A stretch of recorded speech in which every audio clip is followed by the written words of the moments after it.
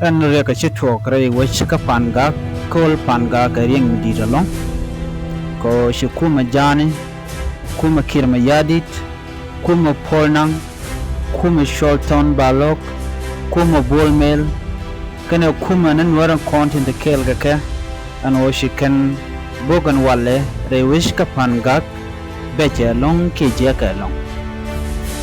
nuare ngum bana lel ni sana je ko ngajen wo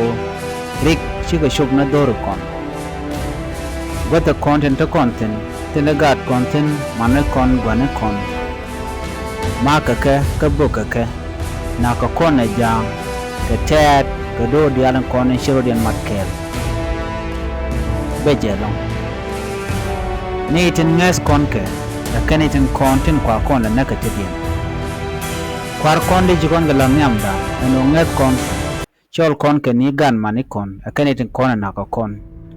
akanitin kon ti la reality ti la kana jenten ne re wiki juba ba kon benak da winware ka bitke mi adwal wala ngu ajen kwala kujo ke chiran ko kon rode ko she mare ka kwanak ke nyu da jen wo chiran che telot ko tel ram kap jo da nyal ka kan to tika kel ka wud dana kun wer ku la nak se ke kirma yadi naga nuari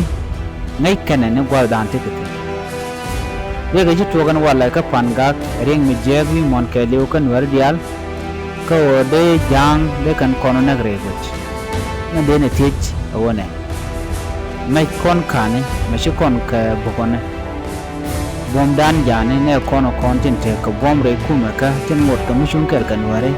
ashi mane tin kono shor kon ken won waru kine tin charo ka yo bom bien jan wala tele kon bom ko mi tele kon bom shi kon gat kon shi kon gade jana ka lora de ko ra dan chu toba chit kamen la da to balaw la jin jang de ko youtube la ne de ko kan rodien ke slave ko mi jina ken lo tele na bomba ana le la luit pinya mat banara la uyi ke yo mi janga je no sina bom na ku lumyo ko mi banan ya ko ba kon na ka chol ko dan no de kon ke mi bom te tere kuma ka kana kon te dien na mo mi je aksi mo go ku je mo de nuare de ka chon kel de kan mandana ne ka de kan bi de ka chala kir ma yadi den wala re ka pangak ren mi je kan de game kan lat kol pangak gwan mi ko hospital di kan bokten ke dol wal medina tekten do report dan chano ngono ke de dan chol lat wala ko rumwa kol pangak gor bi nyo na ko ken be nyo no le radien ka kor kwa sembe ya ta ko